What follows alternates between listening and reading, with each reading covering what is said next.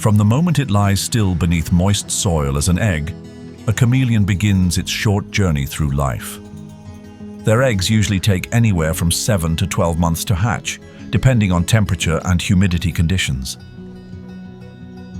The moment they hatch, they must quickly adapt to life in the trees, where hidden challenges are always close at hand. With no parental care and no time to hesitate, each chameleon must learn to climb, hunt, and dodge threats just days after emerging. They carry bodies exquisitely designed for a life among the treetops. Their eyes move independently, scanning a full 360-degree view without turning their heads. A feature that allows them to keep an eye on predators behind while tracking prey ahead. When both eyes lock onto a single point, their stereoscopic vision enables them to pinpoint distance and strike with precision. Their most astonishing weapon is a long tongue that can shoot out at speeds of up to 6.5 meters per second, faster than a sports car accelerating in an instant. The tongue stretches 1.5 to 2 times the body length and ends in a suction cup-like tip that latches onto prey and pulls it back in just 0.07 seconds. The body of a furcifer chameleon is a biological wonder in itself. They don't change color through pigments, but through special layers of nanocrystals beneath their skin. By adjusting the spacing between these crystals, they can reflect light at different wavelengths, producing a kaleidoscope of vibrant hues. These changes are more than just camouflage. They're a form of language. When agitated, their bodies flash vivid colors to ward off threats. When injured, their tones turn dark and pale like a warning sign. And when trying to attract a mate, their bodies glow lush green amid the trees.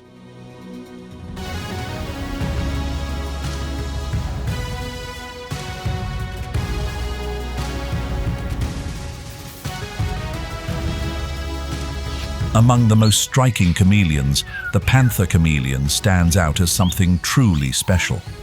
They are found mainly in the northern and northeastern parts of Madagascar, and each population comes with its own distinct color palette. From turquoise blues in Nosy Be to fiery reds and bright oranges in Ambilobe. But beneath that captivating appearance lies a deeply possessive nature. Male panther chameleons are highly territorial, ready to defend their branch from any intruder. On a humid afternoon in the forest, 2 males come face to face on the same branch. Sunlight filters through the canopy, bouncing off their glossy scales. There's no roar, no thundering footsteps, just a deep, unwavering stare and a stance of readiness. The showdown begins. Both lunge forward, thrusting their heads at each other like tiny aerial warriors. But a branch is no solid battlefield. They must keep their balance using clamp-like feet, with toes grouped in opposing sets and tiny claws that grip tightly onto the wood. Their tails curl like hooks, anchoring their bodies from falling. In a few seconds of struggle, the larger one takes the upper hand. It gathers strength and pushes the other's head off balance. Though the smaller one tries to hold on, using both feet and tail for support, a well-aimed headbutt sends it sliding off the branch. Dangling upside down for a brief moment, it still refuses to let go. But the victor doesn't miss its chance. It uses its own head to pry off each of its rival's feet. And then, the defeated one drops into the foliage below, disappearing into the quiet green. A decisive win for the stronger chameleon. Simple, relentless, yet nature's way of choosing.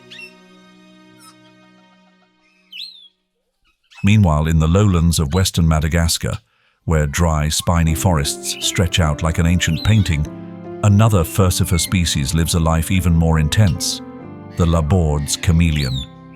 This is the shortest-lived chameleon ever recorded among all 4-limbed vertebrate animals. In the most arid regions, their lifespan lasts only 4 to 5 months from the moment they hatch. Everything begins at the start of the rainy season, around November. The first rains soak into the soil. awakening eggs that have lain dormant for nearly a year. Hundreds of individuals hatch at once, rushing headlong into life. They grow rapidly, become skilled hunters, and reach maturity in just 2 months. By January, while the rains still fall, they are already ready to reproduce. Females lay a single clutch of up to 11 eggs, and then both males and females pass on, closing a life cycle as fleeting as lightning. In that brief window, the Leopardess chameleon lives not just for itself, but to carry its lineage forward. Battles for mates become a matter of survival, because for each individual, this is the one and only chance in their life. Females tend to display darker, more subdued colors with pale orange streaks, a signal that they have already mated and are no longer receptive. But when they are at their reproductive peak, they become the center of fierce competition among males. On a small branch, 2 males face off. This time, there are no simple headbutts like their panther chameleon cousins. This is a raw confrontation. Both open their mouths wide, hissing forcefully to intimidate the other, then charge in without hesitation.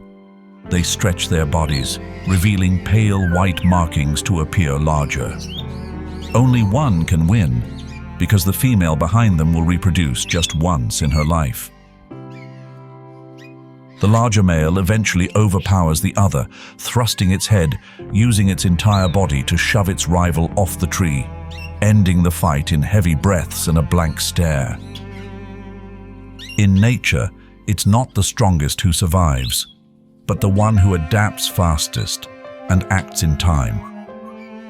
For the Leopardess chameleon, every moment is precious. You only live once, and they live that truth to the fullest. From the high branches where chameleons stay hidden, we now leave the lush canopy of the African savanna and descend to the sun-scorched ground, where a massive creature lies dormant beneath the surface. Meet the giant African bullfrog, an amphibian sumo wrestler, famed for its bulky body and fierce survival instincts. When the harsh, dry season sweeps across the African savanna and temporary ponds dry to cracked earth, the giant African bullfrog burrows deep underground and covers its body in a special mucus coating.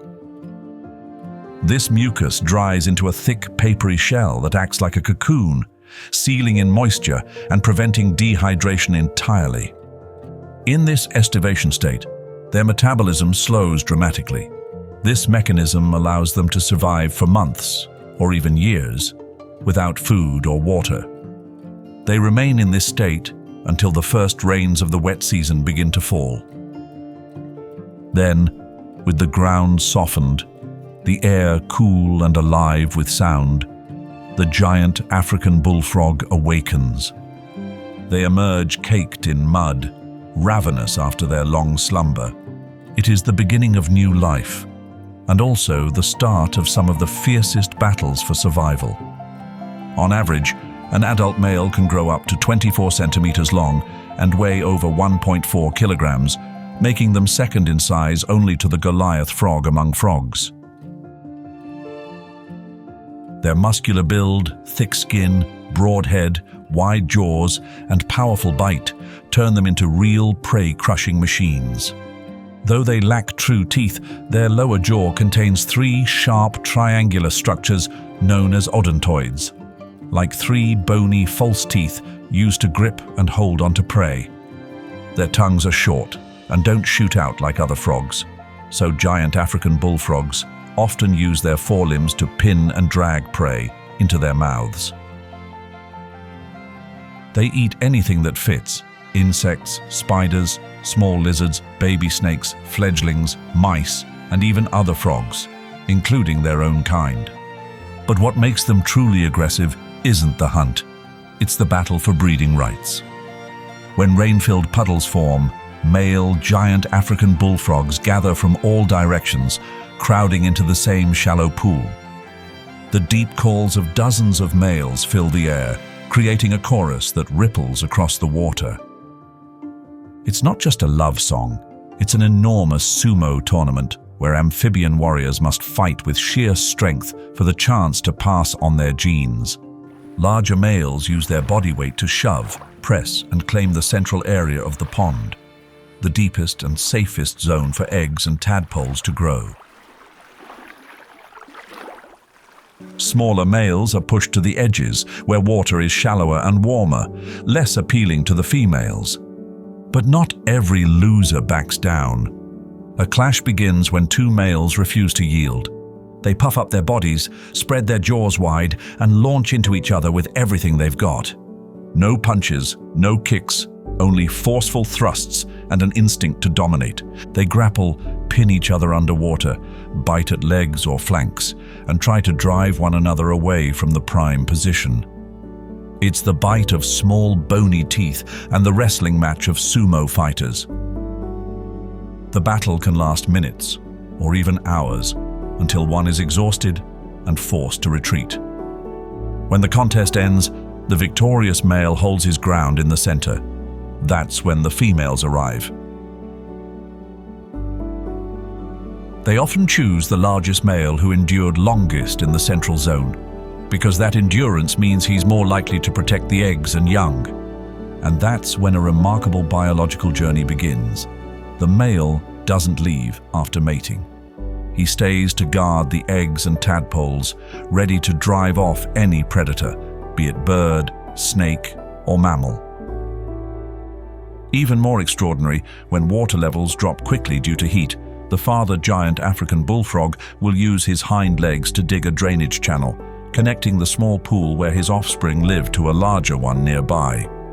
This behavior is one of the rarest forms of parental care ever observed among amphibians.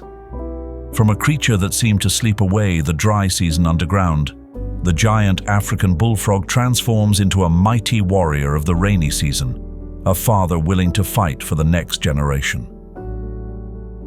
In the unforgiving life of the African savanna, survival doesn't come easy. But for this giant frog, every emergence is a declaration of strength, instinct, and devotion. What do you think about these amphibian sumo wrestlers?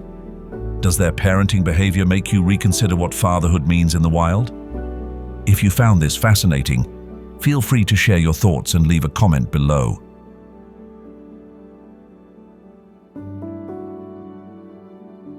If the giant bullfrogs stop at headbutts and wrestling in fiery bouts to determine dominance, then in the world of the northern elephant seal, the beach becomes a true arena. Here, massive bodies crash and bleed across the sand, all for the right to continue their bloodline. Northern elephant seals live primarily along the western coast of North America, from Baja California in Mexico to the coastal reserves of California, United States. They are one of the most sexually dimorphic mammals in the natural world. Adult males are true giants. They can reach lengths of 4 to 5 meters and weigh up to 2,300 kilograms, the equivalent of a large pickup truck. Meanwhile, females are significantly smaller, measuring about 2.5 to 3 meters long and weighing between 600 and 800 kilograms.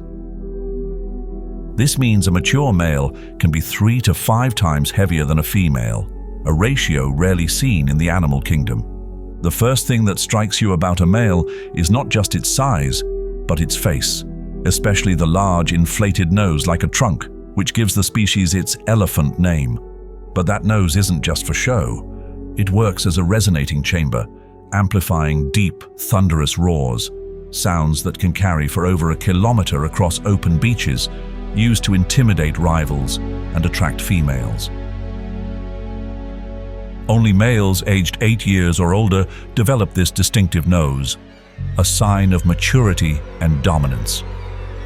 From around December to March each year, the Pacific coastline becomes increasingly chaotic. This marks the start of breeding season, and for the males, it's a call to war.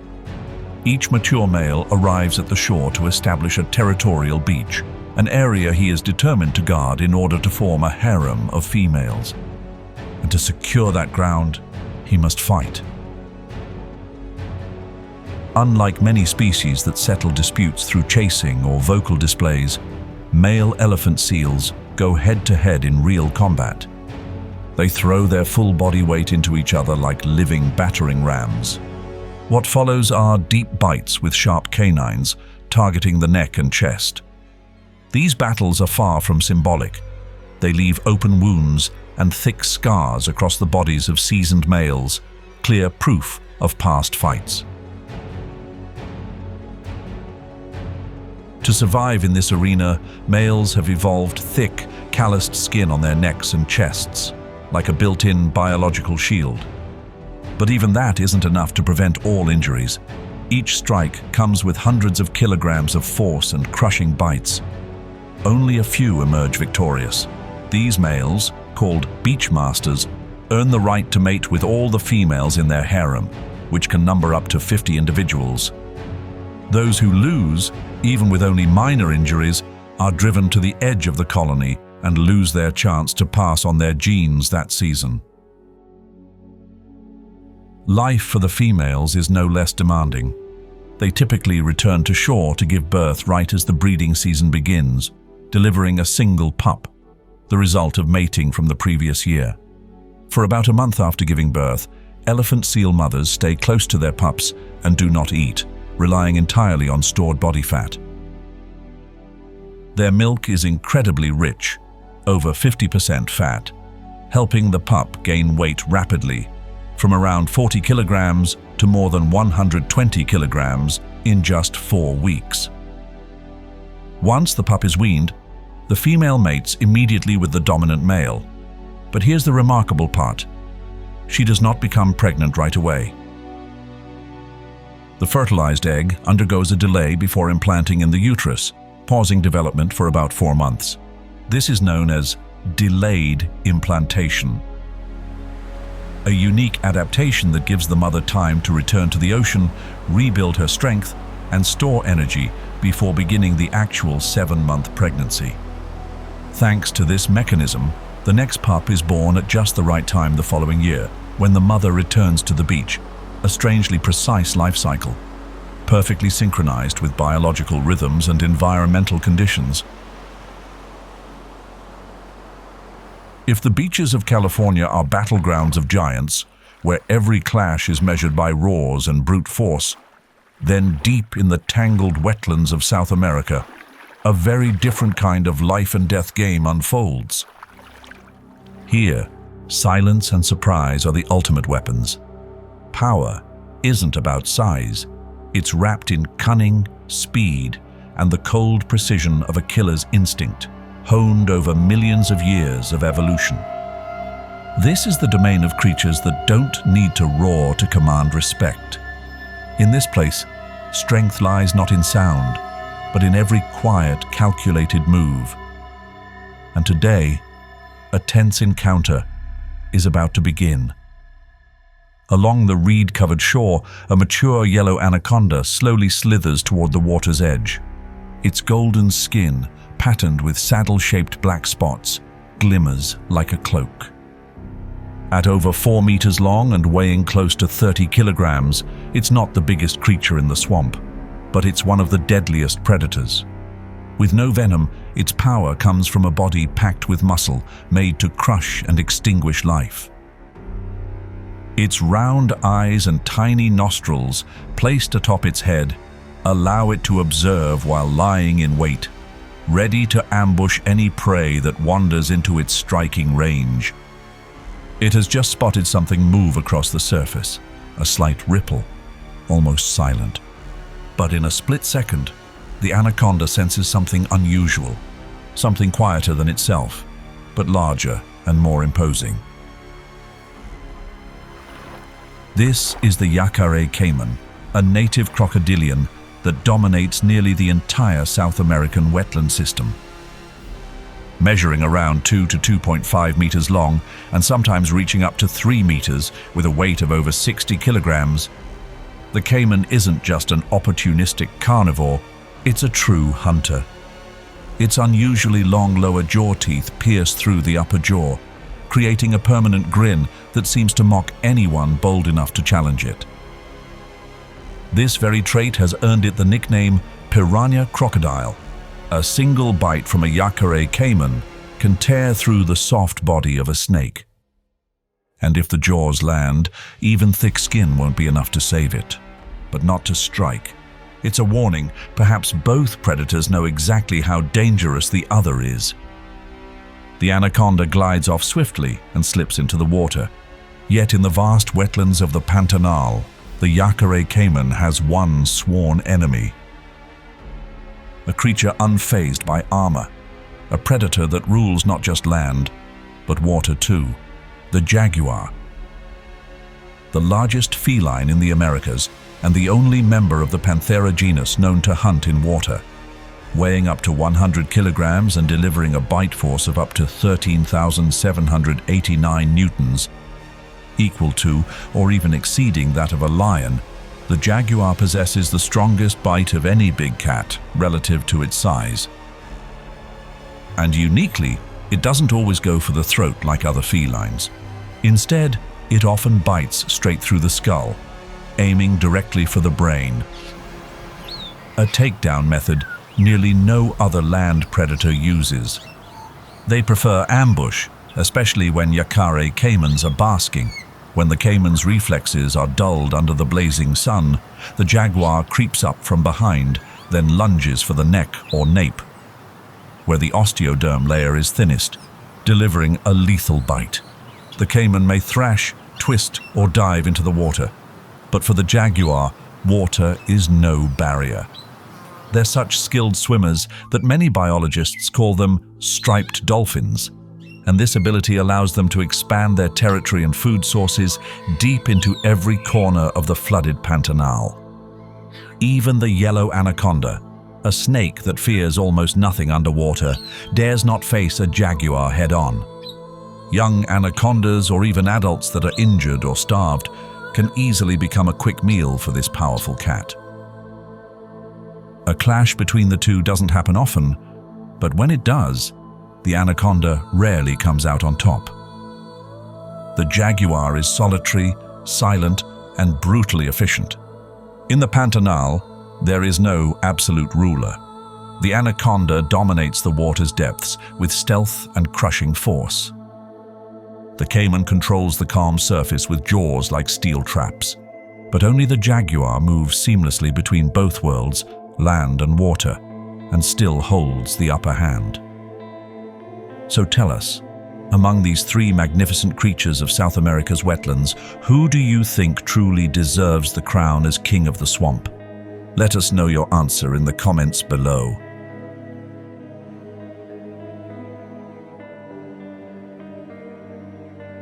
Though known as the big cat with the most powerful bite, over 13,000 newtons, the jaguar still doesn't claim the title of the largest feline.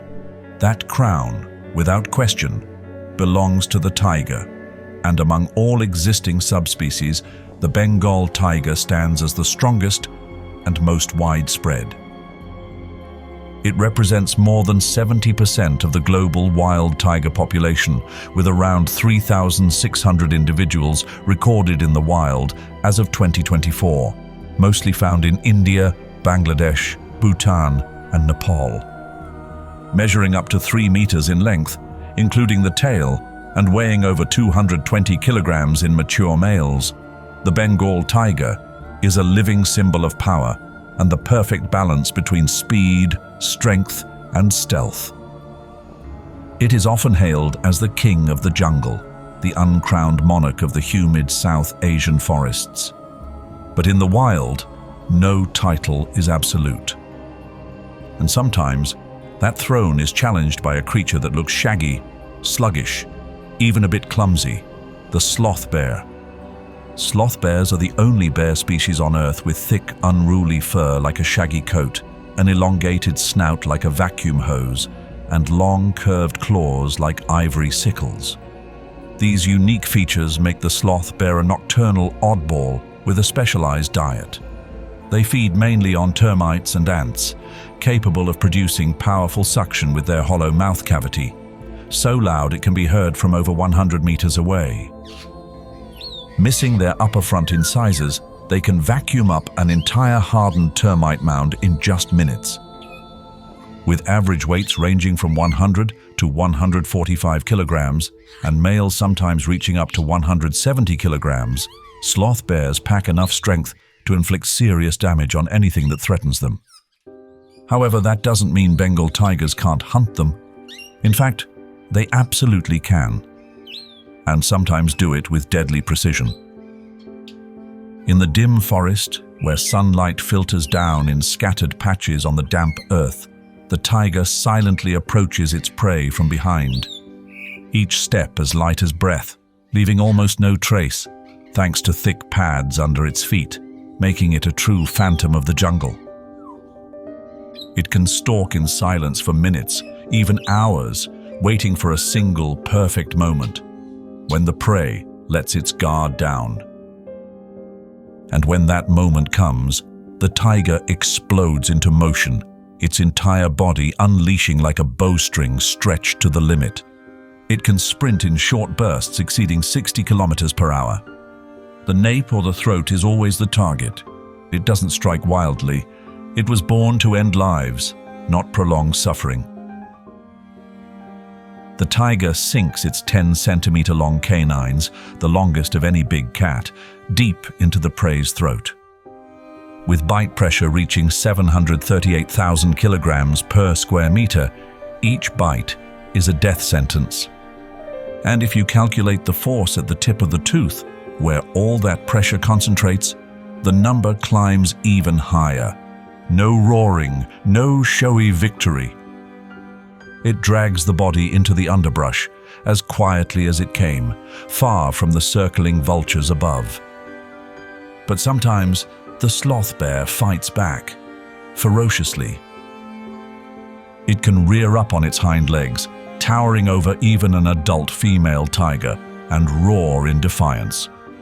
With claws up to 10 centimeters long and a swipe stronger than it seems, the sloth bear is ready to fight to the end. Especially when it's defending its young. Nothing is more formidable than a mother willing to risk everything for her cub. Sloth bears are the only bears that carry their young on their backs for the first 6 to 9 months of life.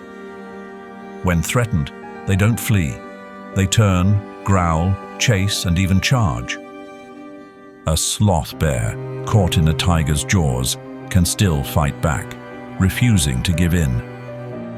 The struggle drags on. They rise on hind legs, neither backing down. At last, the mother's persistence pays off. The Bengal tiger bolts for the water to escape. But what happens when the sloth bear crosses paths with a mother tiger and her cub? Bengal tigers are solitary animals, except during cub rearing. Each litter usually consists of 2 to 4 cubs, and the mother raises and teaches them for over 2 years before they become independent. A female tiger leads her nearly 18-month-old cub. This is the stage when they begin learning to hunt, closely supervised. Not far away, a female sloth bear is foraging a termite mound beneath a tree. She hasn't noticed the 2 hunters nearby. The curious, eager cub starts inching forward, each step silent. When the gap closes, the sloth bear finally senses the danger. Suddenly she rises on her hind legs, spreading her forelimbs wide. The bark isn't loud, but it's firm. The cub immediately runs back to its mother. Now the bear realizes she's facing not 1, but 2 predators. She tries to keep posturing, stomping and growling softly, but sensing the shift in power, she pauses, then backs away. Yet after a few steps, the pressure seems to change something. She slows, head low, eyes locked on the 2 tigers still watching silently. No strike follows. Only a taut stillness, like a tightened string, stretching between 3 creatures gauging one another deep in the forest. Perhaps the fury will come another day. Perhaps the reason the Bengal tiger is called King of the Jungle isn't just because of rage, claws and teeth, but because of its quiet poise and cold patience in the face of any challenger. Because true power doesn't always need to be shown. It only needs to be felt, and everyone knows when it's there.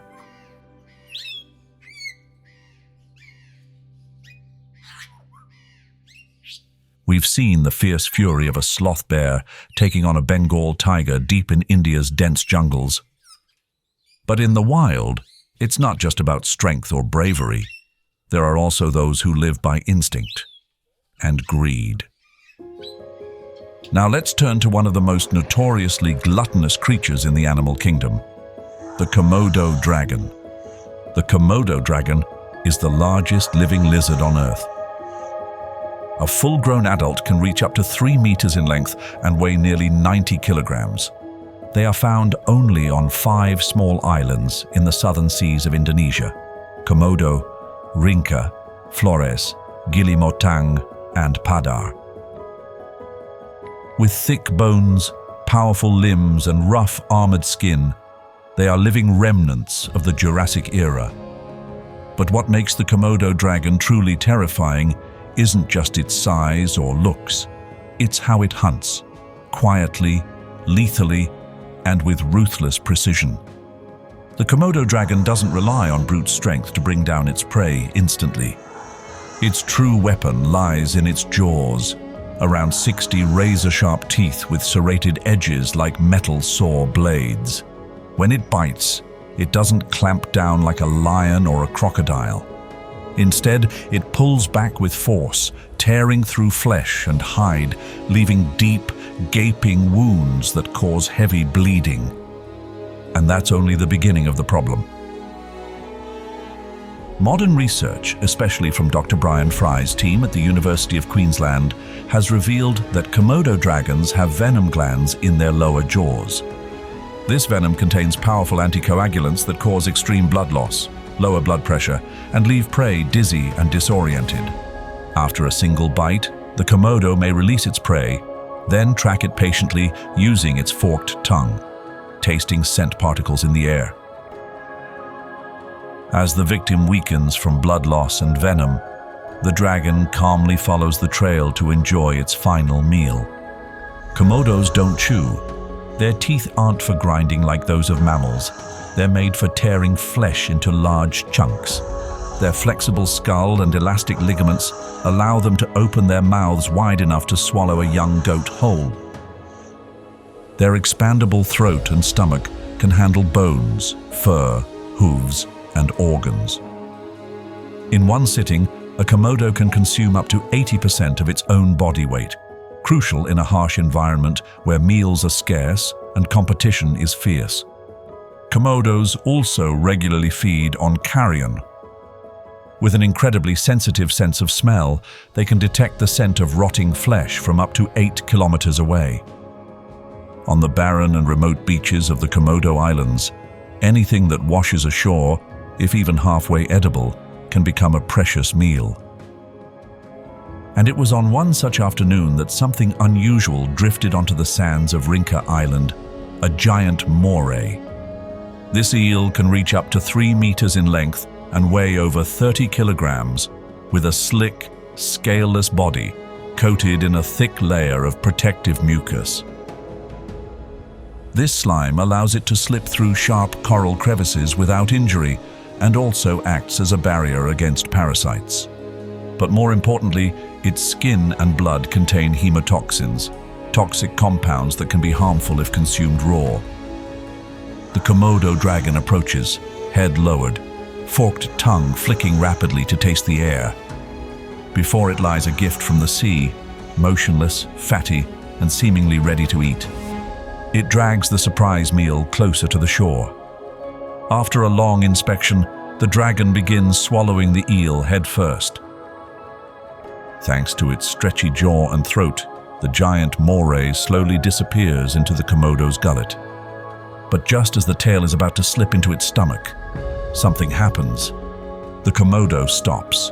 It opens its mouth wide and suddenly regurgitates the entire meal. The giant moray slips out, slimy and lifeless. Signs begin to show, a natural response to the toxins it had just tried to ingest. The eel's toxic skin had forced the Komodo to give up what seemed like an easy feast. A failure. Not only did it lose a rich meal, but the Komodo now had to endure the effects of the moray's toxins, though not lethal, still unpleasant. But this was a costly lesson, the price of greed and the bottomless appetite of a predator that doesn't know when to stop. In nature, strength doesn't always win, and sometimes what looks like a gift from the heavens is actually a trap, woven from clever defenses. Between a seasoned predator and what seems like a lifeless creature, the outcome is never certain. And that is the essence of the wild, where every choice carries a consequence and every meal could come at a cost.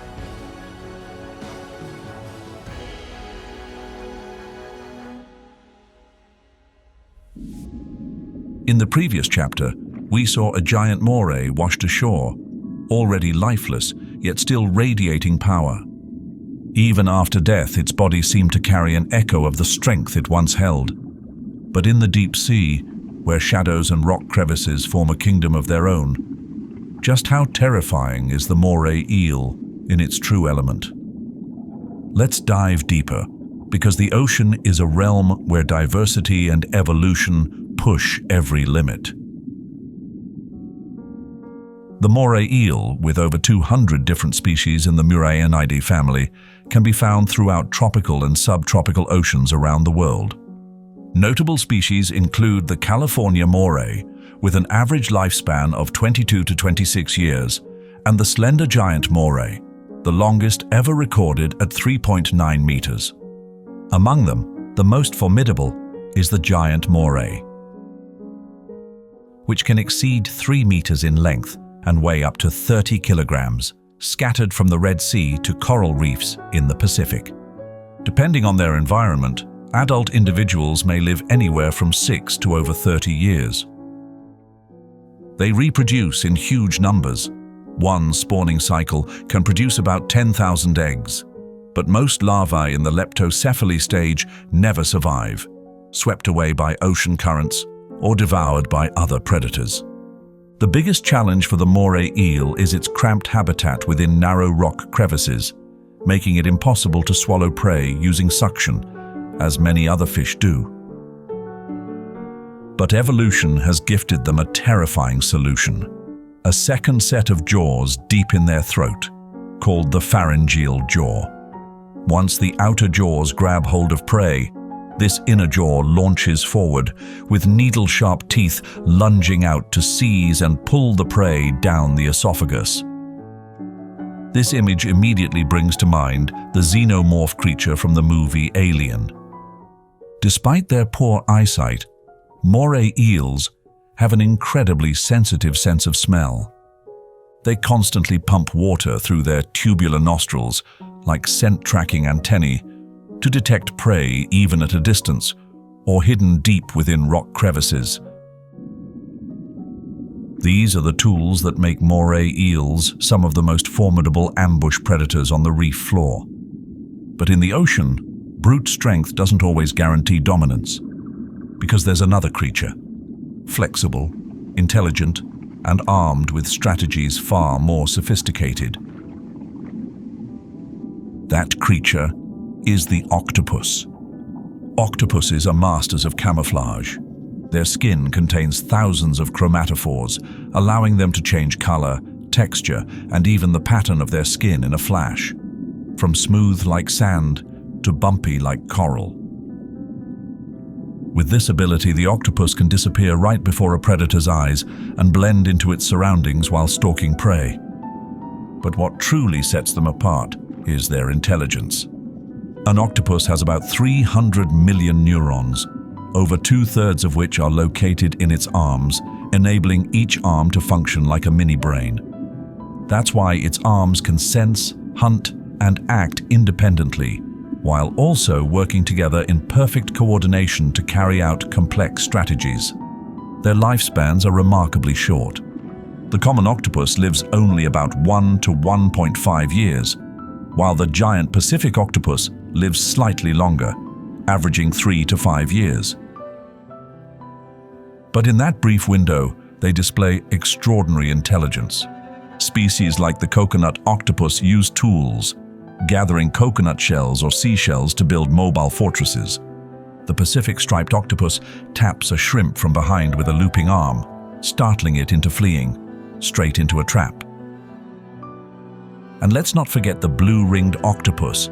Though only about 20 centimeters long, it carries tetrodotoxin, a venom that can kill humans and is thousands of times more potent than cyanide, unaffected by heat. Each breeding season, the giant Pacific octopus can lay between 120,000 and 400,000 eggs. And in the world of octopuses, reproduction marks the end. After guarding her eggs until they hatch, the mother stops eating, rapidly deteriorates, and eventually dies. But before she fades, she leaves behind countless displays of intelligence and adaptation. When a moray eel and an octopus cross paths, it's truly a clash of brute force versus brains. Picture a moray slithering from its crevice, nostrils flaring with scent data, detecting a hidden octopus. In a split second, it strikes. Jaws open, the second set of teeth primed, and it performs its deadly death roll. But the octopus doesn't freeze in fear. It launches its arms outward, wrapping around the moray's head and throwing the predator into confusion. If one arm is bitten off, the octopus stays calm, leaving the writhing limb on the moray's face, then releases a thick, inky cloud. That smoke-like ink not only obscures the moray's already poor vision, it also dampens its keen sense of smell. In the chaos, the octopus jets away using its siphon, vanishing into the dark water. But there are times when the moray eel gains the upper hand.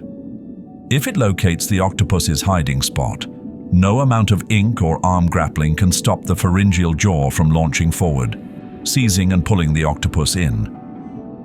It drags the octopus from its den, even as the arms fall away one by one. Each encounter between a moray eel and an octopus can end in a different way, but what stays with us is the lesson each fight leaves behind. It's a battle of strength versus strategy, a snapshot of how life adapts and thrives in the deep sea. Muscle makes the moray eel a ruler of tight crevices, while intelligence and flexibility make the octopus a cunning tactician. And in that contrast, nature reminds us there's no single path to survival. Sometimes brute force wins, but often it's wit and creativity that hold the key to overcoming danger. This balance is what makes the ocean both brutal and breathtaking, a place where nature's harmony is upheld by an endless series of confrontations. In nature, claws and fangs are not merely tools for hunting. They are symbols of power, survival instinct, and the brutal legacy of evolution that every species must bear. We call these moments Fangs of Fury, because behind every bite, every seemingly instinctive clash, lies a deeper driving force, protecting their young, reclaiming territory, preserving their bloodline. Nature does not confront out of hatred. It confronts to uphold biological order through trial and endurance. In a world with no room for hesitation, every creature is forced to become a warrior, whether by tooth and claw, by intelligence, or by the strength of the pack. This brutality is not chaos, but a natural order etched into the genetic code of all living things. Only those who adapt best and fight hardest earn the right to carry on the story of life. But amid the growls and snarls, amid the claws that tear through the stillness of the forest, what can humans, creatures with eyes that reflect and wonder, hope to learn? We come to realize life is never guaranteed. Every living thing out there must trade blood and instinct for its place in nature's relentless cycle. And just like every creature, we too face our own battles, not fought with fangs, but with perseverance, with love, with the intellect that helps us rise above fate. From the harshness of the wild, we learn the value of courage, the importance of readiness, and the lesson of limits, that no creature, no matter how mighty, can endure without humility before the laws of nature. Not every threat in nature comes with fangs or venom. Some forces are quieter, more invisible, and just as ruthless. It's the climate, changing day by day. The silent gunshot echoing behind the canopy. Nature is no longer just fighting itself. It must now adapt to the widening cracks left by human hands. The battle is no longer confined to predator and prey. It spreads across every forest, every coral reef, every layer of the atmosphere. And the adversary is an entire world, changing too quickly for many species to keep pace. On the sun-scorched savannas, lions are forced to hunt farther and harder as antelope herds migrate off-season, driven by unpredictable weather.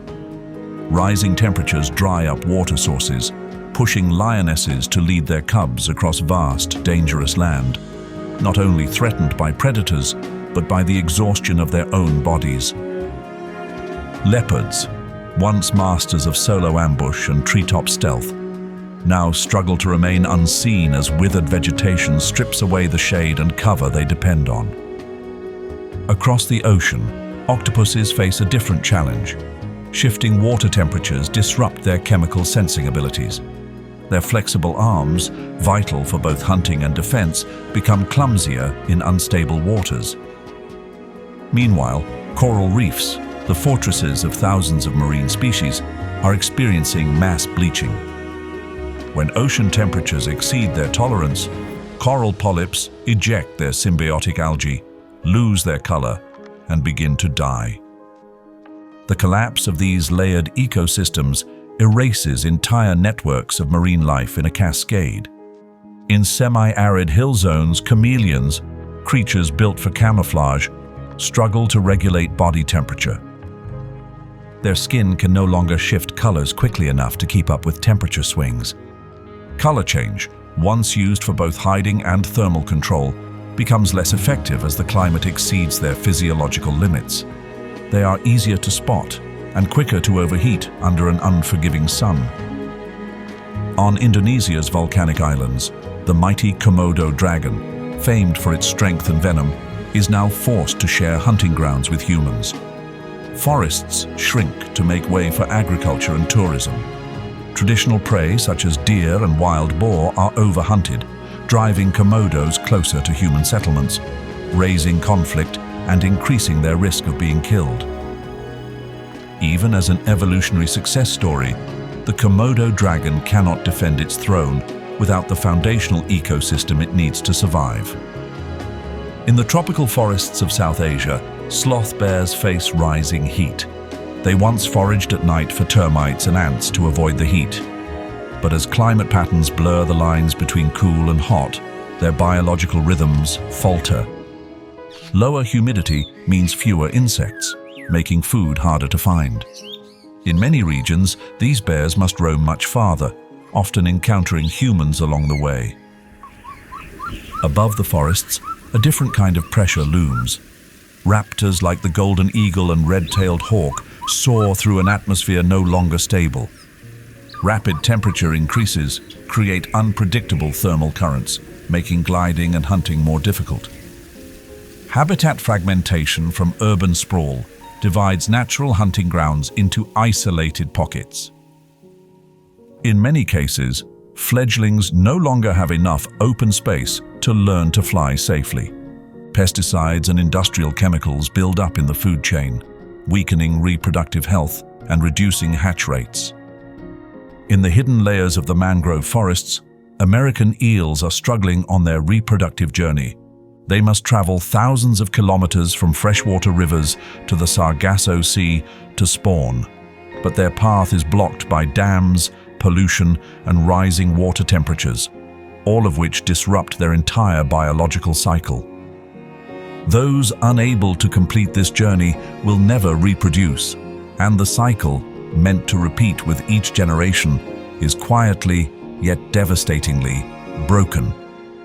Every arena of nature now faces a new kind of enemy. The transformation of the very world these creatures once evolved to thrive in. It's no longer about the survival of the strongest, but of those who can keep pace with relentless, rapid change. Yet some species simply can't adapt that fast. Extinction doesn't always come with a roar. Sometimes it arrives in silence, when a breeding season no longer returns, when a forest fails to renew, when a river ceases to flow. In a world where humans are reshaping every inch of land and every current of air, the survival battles of wildlife are no longer nature's concern alone. They've become part of a shared map of responsibility, where every biological loss is a stolen memory of the planet. And if we fail to listen, the final breath of a species won't echo through the wilderness. It will fade in the palm of our hands, we who were once called the thinking kind. And then, when the last claws begin to falter before the growing harshness of a changing climate, when survival instincts, once the ultimate weapon, are no longer enough to withstand the breakneck pace of destruction driven by time and humankind, nature begins to fight back differently. No more roars, no more strikes, only silence, resilience, and a fragile hope placed in us. The ones who once stood outside this struggle, now compelled to enter it, not by choice, but by responsibility. Today's battle isn't just between predator and prey. It's between life itself and an ecosystem being worn down layer by layer. Forests are carved apart by ribbons of asphalt. Oceans grow eerily quiet beneath acidifying waters. Wildlife trafficking routes snake their way even into the deepest forests, places that should have remained untouchable. And yet, within that picture, there are still quiet efforts stirring a countercurrent, a rising wave moving in the opposite direction. In the forests of Borneo, Bornean sun bears, once poached and kept as exotic pets, are being reintroduced into the wild. The BSBCC Rescue Center has saved and rehabilitated over 40 individuals, alongside restoring native forests and educating surrounding communities.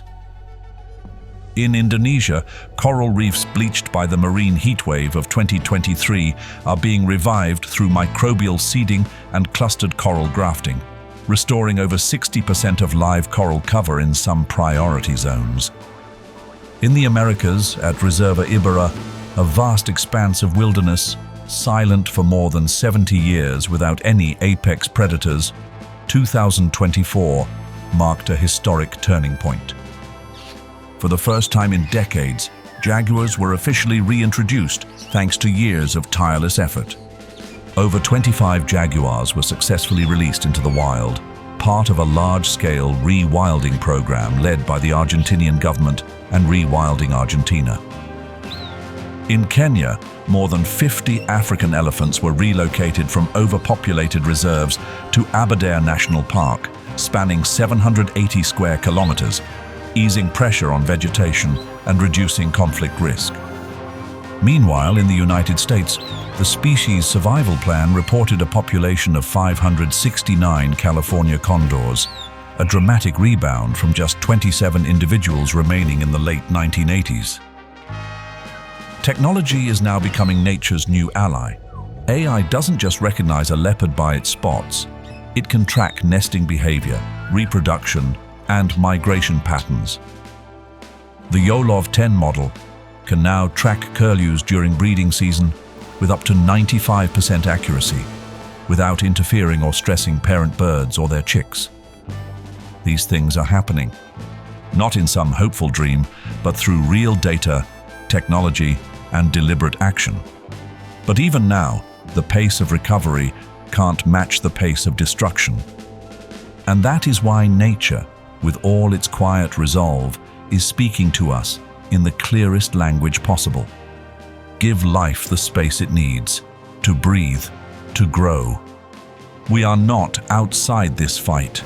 Every forest cleared, every river polluted, every species pushed to extinction leaves a mark on the future we ourselves must live in. Conserving wild ecosystems is not just about saving tigers, octopuses, or chameleons. It's about preserving the balance of the entire planet, where humanity is not separate, but inseparable. From reducing consumption of wildlife products, limiting single-use plastics, supporting forest restoration or coral reef conservation, to simply teaching our children to love and respect nature, every small act builds toward bigger change. Protecting nature is not a luxury, it's a shared responsibility. And if you've ever taken part in a conservation campaign or spent time in a wild place beyond cell signal, don't hesitate to share your knowledge and stories in the comments below. Your words can inspire and empower others to join the movement to protect endangered species and ecosystems for future generations. Don't forget to like, subscribe, and ring the notification bell to follow us on the next wild adventure. Or continue the journey through nature's rawest frontiers in trails of survival, untold migrations of the savanna wild or wild savanna, the last fight in the fire season.